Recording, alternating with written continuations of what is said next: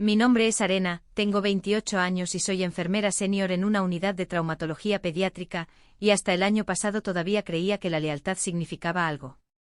Pensaba que la familia debía ser un lugar de refugio, no de estrategia.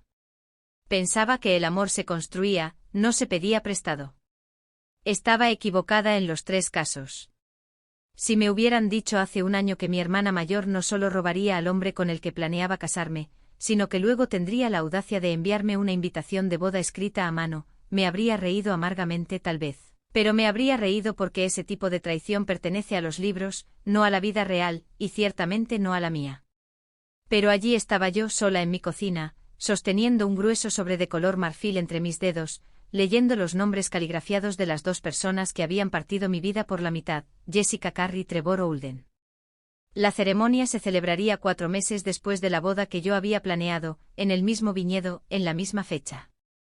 Al principio tiré la invitación a la basura, luego la saqué, luego me reí de forma aguda y repentina, el tipo de risa que te desgarra la garganta al salir. No fui a esa boda para montar una escena, pero lo que sucedió allí habló más fuerte de lo que yo jamás podría. Trevor y yo habíamos estado juntos durante 3 años. Era un abogado defensor, agudo, bien arreglado, el tipo de hombre que llevaba un maletín de cuero y te hacía sentir como si te estuvieran interrogando incluso cuando solo te preguntaba cómo te había ido el día. Tenía un encanto pulido hasta el brillo y lo confundí con estabilidad. Nos conocimos a través de amigos en común, salimos de forma constante y finalmente nos mudamos juntos. Para todos los demás, parecíamos la imagen de una pareja bien equilibrada. Yo aportaba calma, él aportaba ambición. Yo manejaba el caos en una sala de emergencias, él discutía con los jueces para ganarse la vida. Funcionábamos, al menos eso creía yo. Jessa, mi hermana, era el tipo de persona a la que la gente observaba cuando entraba en una habitación. Tenía una larga melena rubia que caía en ondas descuidadas, ojos azules demasiado grandes para ser confiables y una sonrisa lo suficientemente afilada como para cortar vidrio. Nuestra familia siempre la perdonaba, sin importar la mentira, el lío o las consecuencias. Así es Jessa, decían, como si eso lo excusara todo. Cuando Trevor y yo nos comprometimos, ella reaccionó exactamente como esperaba, emocionada en exceso, abrazándome con demasiada fuerza, y luego acercándome para susurrar, siempre eliges a los aburridos, tal vez este te mantenga despierta. Recuerdo haberme reído, restándole importancia. Jessa siempre había sido el caos a mi orden, la chispa a mi silencio. Pensé que estaba bromeando, pero luego vinieron las pequeñas cosas, la forma en que se reía demasiado fuerte de sus chistes, la forma en que su mirada se demoraba medio segundo demasiado cuando ella entraba en la habitación. Un jueves llegué a casa temprano y los encontré en nuestro apartamento, solo ellos dos, bebiendo vino como si fueran viejos amigos, sin prisa por explicarse. Ella dijo que había pasado a devolver un libro, él dijo que ella se había quedado a tomar una copa. Sus sonrisas eran demasiado tensas. Esa noche Trevor estuvo callado, no me tocó, no me preguntó cómo había ido mi turno, simplemente se sentó en el sofá mirando su teléfono como si el resto del mundo fuera más interesante que cualquier cosa que yo pudiera decir. Durante las siguientes semanas, ese espacio entre nosotros se amplió, su teléfono se convirtió en una extensión permanente de su mano, hizo más viajes de fin de semana por trabajo. Cuando le hacía preguntas, se ponía a la defensiva, acusándome de ser paranoica, celosa, insegura. Empecé a dudar de mis propios instintos, a decirme a mí misma que me estaba volviendo loca, hasta que una noche me miró al otro lado de la mesa de la cocina y dijo, creo que necesitamos un descanso, simplemente, ya no siento lo mismo. No hubo pelea, ni incidente, solo silencio, y luego se fue. 2 semanas después su lado del armario estaba vacío, la llave estaba en el mostrador, el apartamento se sentía vacío, como si lo hubieran destripado mientras yo no miraba. Fui a trabajar, sonreí a los pacientes, anoté los medicamentos. No comí mucho, tampoco hablé mucho. Nadie sabía qué decirme y yo no sabía cómo pedir ayuda. Lo guardé todo dentro hasta el día que vi la foto. Estaba en la historia de Instagram de Jess, borrosa, tomada en un bar ruidoso, ella sonriendo como si hubiera ganado algo, y junto a ella Trevor, con el brazo sobre sus hombros y la mano inequívocamente apoyada en su muslo. Se me revolvió el estómago. Me quedé mirando la foto como si tuviera dientes. Le envié un mensaje sin respuesta. Llamé directamente al buzón de voz. Al día siguiente me bloqueó. Los días siguientes fueron una niebla, floté a través de ellos como si mi cuerpo todavía estuviera presente, pero mi mente no se hubiera puesto al día. No se lo dije a mis padres, no le dije a nadie. ¿Qué había que decir? Que mi hermana y mi prometido habían incendiado mi vida silenciosamente mientras yo estaba ocupada doblando la ropa y creyendo en la gente. Incluso si lo hubiera dicho en voz alta, ¿quién me habría creído? En su lugar, seguí moviéndome, despertar, ir a trabajar, atender a niños enfermos, ser útil, ser invisible. La única vez que sentí algo parecido a la realidad fue durante un código azul, cuando todo era ruidoso y urgente, y no dejaba espacio para el dolor. Así conocí a Graham Maddix. Era un cirujano de trauma que rotaba por nuestro hospital, cubriendo a uno de nuestros habituales que estaba de baja por paternidad. Lo vi por primera vez durante una emergencia nocturna. Estaba tranquilo, quirúrgico en su precisión, silencioso pero autoritario, sus manos nunca temblaban, sus ojos nunca se movían. No pensé mucho en ello al principio, no tenía espacio en mi cerebro para la admiración, y mucho menos para el interés. Pero empezó a aparecer en los mismos ascensores, en las mismas salas de descanso, en los mismos lugares de café después del turno. No era encantador como lo había sido Trevor, no hacía cumplidos a la gente para obtener algo a cambio. Escuchaba atentamente y cuando hablaba era como si cada palabra hubiera sido probada en busca de valor antes de ser dicha. Empezamos con cosas pequeñas, café compartido, paseos cortos hasta el aparcamiento. Se sentía fácil, sin esfuerzo, sin juegos. Una noche terminamos hablando durante 2 horas en mi coche, sentados en el aparcamiento del hospital con las puertas aún cerradas, y por primera vez en meses sentí que podía respirar sin romperme. Finalmente le conté todo, no de una vez, sino en pedazos, la propuesta, la traición, la foto y luego la invitación. Recuerdo habérsela enseñado, esperando que se riera o se sintiera incómodo, pero no lo hizo. Simplemente estudió el sobre como si fuera un expediente y luego dijo, vamos. Parpadeé. ¿Qué? A la boda, dijo simplemente. Mereces que te vean, que se den cuenta de lo que han perdido. Negué con la cabeza. Esa no soy yo. No, dijo, pero es quien ellos creen que no eres. Tal vez sea hora de que vean que estaban equivocados. No respondí de inmediato, pero más tarde esa noche, mientras me cepillaba los dientes y miraba mi reflejo cansado en el espejo, supe que tenía razón. No iba a ir a esa boda para buscar venganza, iba porque quería sacarme del papel que habían escrito para mí. Ya no era la silenciosa hermana en segundo lugar. Así que respondí que sí. Las semanas que siguieron fueron tranquilas, intencionadas. Escogí un vestido de seda azul marino que me hacía sentir como si volviera a pertenecer a mi propia historia. Graham hizo que le ajustaran el traje, no porque le importara la apariencia, sino porque creía en honrar el momento. No ensayamos nada, no planeamos ningún drama, solo íbamos a aparecer, entrar, sentarnos, no decir nada. Pero a veces, la nada habla por sí sola.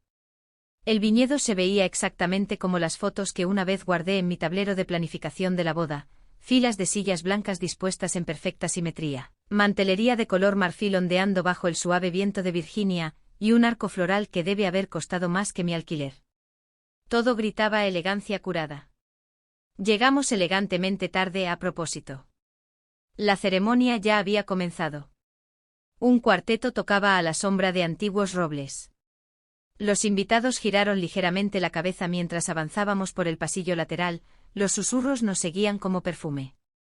Graham se movía con tranquila confianza, con una mano apoyada en mi espalda. No miró a su alrededor, no lo necesitaba.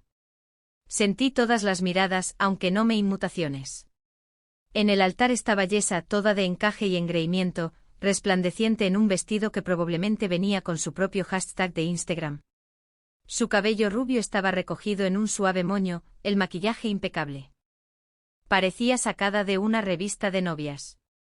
Trevor estaba a su lado, pulido pero pálido, con la mandíbula apretada. Reconocí esa mirada, era la misma que tenía cuando sabía que estaba perdiendo un caso. A mitad del eficiente discurso, Yesa hizo lo que siempre hacía Yesa, lo convirtió en algo sobre ella. Se giró hacia los invitados, interrumpió sin dudarlo y agarró el micrófono. Solo quiero decir algo muy rápido antes de intercambiar los votos, dijo con la voz animada y los ojos recorriendo la multitud hasta que se posaron en mí. Es gracioso, de verdad. Trevor en realidad le propuso matrimonio a mi hermana primero. Supongo que yo era la persona adecuada desde el principio. La risa onduló, nerviosa, incómoda. Sentí que mi cara se sonrojaba, no de vergüenza, sino de lo predeciblemente pequeño que era su momento. Antes de que pudiera reaccionar, Graham se levantó. Sin gestos dramáticos, sin levantar la voz, simplemente se enderezó la chaqueta, dio un paso al frente y dijo con tranquila claridad, en realidad, yo soy su mejora. El silencio no fue incómodo, fue quirúrgico, agudo, limpio, como si el aire se hubiera abierto. Las cabezas se giraron, alguien jadeó, una mujer en la segunda fila susurró, Dios mío. Al darse cuenta lo vieron, no solo como el hombre a mi lado, sino como Graham Maddix, el nombre Maddix, el que estaba grabado en las salas del hospital y en los edificios de la universidad, un nombre que conllevaba un legado. La sonrisa de Jess se derrumbó. Trevor parecía haber olvidado cómo respirar. Incluso el eficiente parecía inseguro de si debía continuar. Graham se sentó a mi lado de nuevo con las piernas cruzadas y la expresión neutra. No dije ni una palabra, no lo necesitaba. Ese momento simple y preciso hizo más daño que cualquier arrebato. Era el tipo de cosa sobre la que la gente susurraría durante años. Jessa intentó recuperarse, rió con un sonido forzado y dijo algo sobre que la familia es impredecible. Su voz se quebró y se apresuró a pronunciar sus votos, evitando el contacto visual. La ceremonia llegó cojeando a su fin. Hubo aplausos educados, pero la mayoría de los invitados seguían mirando nuestra fila. Me había invitado para humillarme, en cambio, me dio un escenario. La recepción estaba sobredecorada y decepcionante.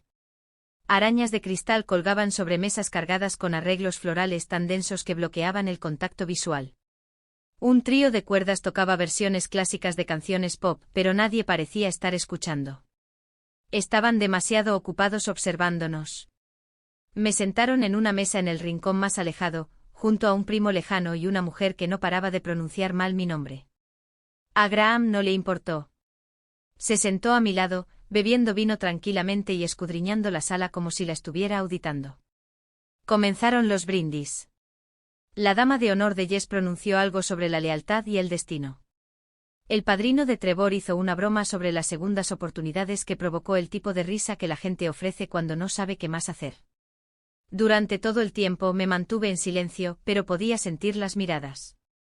No era el espectáculo secundario que esperaban, era el punto de pivote al que no podían dejar de dar vueltas.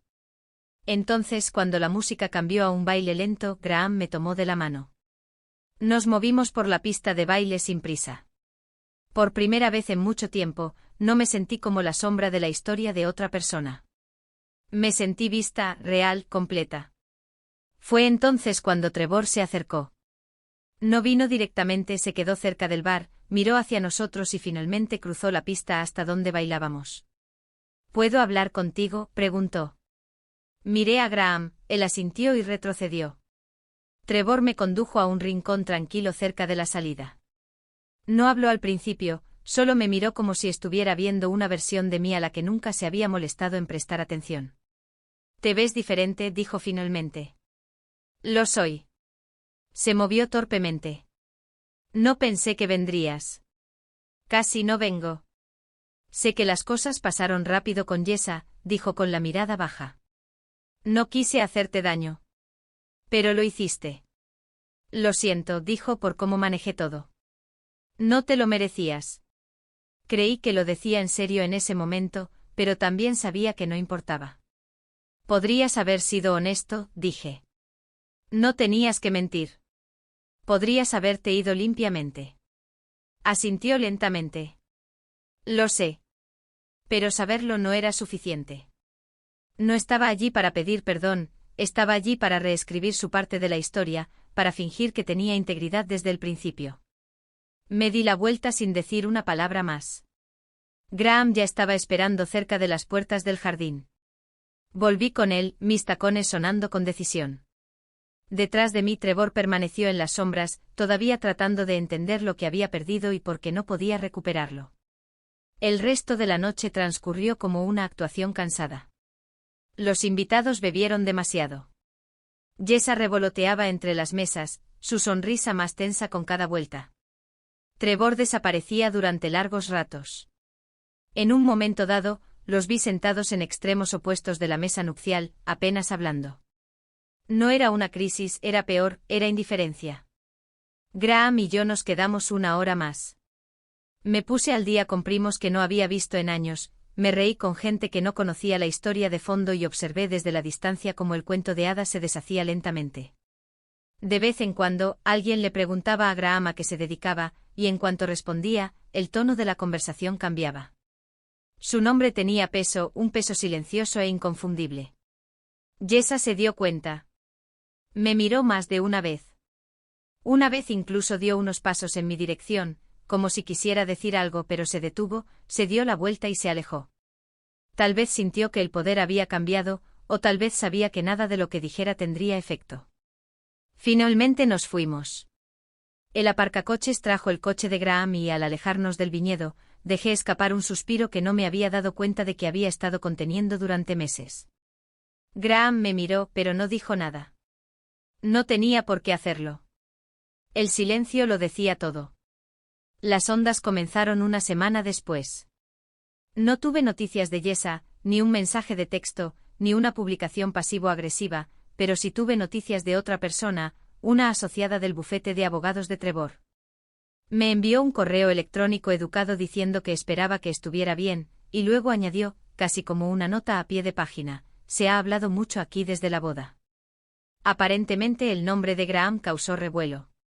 Varios de los clientes de Trevor eran donantes de la familia Maddox desde hacía mucho tiempo. Se corrió la voz de que la ex en la boda no era solo una mujer despechada, sino que había aparecido con alguien poderoso, sereno y claramente desinteresado en quedarse callado. No tardó mucho en que los susurros se convirtieran en rumores. No los inicié, pero tampoco los corregí. Que Jessa había perseguido a Trevor antes de nuestra ruptura, que orquestó la boda para eclipsar la mía, que me invitó para regodearse y terminó humillada. Cuanto más hablaba la gente, más se desmoronaba la imagen de Trevor. Los clientes se retiraron, su bufete comenzó a cuestionar su juicio, y así, la reputación por la que tanto había trabajado comenzó a fracturarse. 6 semanas después, mi teléfono sonó tarde. El nombre de Jess iluminó la pantalla. Dejé que sonara, y luego en el último segundo contesté. Hola. Dudó. Soy yo. No hablé. Necesito hablar contigo, dijo con voz débil. Él se va. Trevor se mudó, se llevó todo. Dijo que yo lo presioné, que lo usé para vengarme de ti. Dijo que nunca quiso casarse conmigo. Seguí callada. Me culpa de todo, de las consecuencias del bufete de la boda. Me recosté en el sofá, con el teléfono pegado a la oreja. Sonaba deshecha, desmoronándose. No pensé que acabaría así. Ahí estaba, no remordimiento, arrepentimiento. Siento que estés sufriendo, dije finalmente. No era perdón, pero era más de lo que se merecía. ¿Crees que podríamos hablar, de verdad? ¿Tal vez intentarlo de nuevo? Respiré hondo. Tú no querías una hermana, Jessa, dije. Querías un escenario. Luego colgué. 2 meses después, Jessa regresó a nuestra ciudad natal. Tomó un trabajo de camarera en un café cerca de la Interestatal, comenzó un canal de YouTube sobre la curación de relaciones tóxicas. Nunca pasó de las 50 visitas. La gente de mi ciudad natal la mencionaba a veces, decían que la habían visto callada, con el pelo recogido, sonriendo con demasiada fuerza. Yo solo asentía educadamente. No tenía ningún interés en volver a visitar el drama en torno al cual construyó su identidad. En cuanto a Trevor, dejó el bufete en silencio, intentó abrir su propio despacho, pero sin los clientes ni los contactos adecuados, nunca despegó. Lo último que supe es que se mudó a Atlanta. Llamó una vez. No contesté. Graham y yo no nos apresuramos a nada después de esa noche. Ambos sabíamos que no estábamos construyendo algo por reacción o dolor, solo estábamos viviendo. Viajamos, cocinamos, hicimos espacio para el silencio del otro. 1 año después, me propuso matrimonio. Sin fuegos artificiales, sin grandes declaraciones, solo un tranquilo domingo por la mañana, con café en la estufa y la luz del sol entrando por las persianas. Dijo, ¿te gustaría hacer esto para siempre? Y yo dije, sí. Nos casamos en un jardín en Ashby. 30 invitados sin discursos, sin orquestas, solo risas, reales y sin artificios. Mis padres estaban allí, algunos amigos, y nadie que sintiera la necesidad de brindar por segundas oportunidades. Nadie intentaba ganar. Esa era la diferencia. Durante mucho tiempo pensé que el silencio era debilidad, que dejar que la gente te pisoteara y no decir nada te hacía pequeño. Pero ahora entiendo que hay poder en la quietud, en alejarse sin incendiar la habitación, en dejar que la gente se destruya a sí misma mientras tú reconstruyes. Jessa no ganó, Trevor no ganó. Terminaron exactamente donde siempre estuvieron, persiguiendo el foco de atención de otra persona, confundiendo la atención con el afecto. Y yo tampoco gané. Simplemente me alejé completa.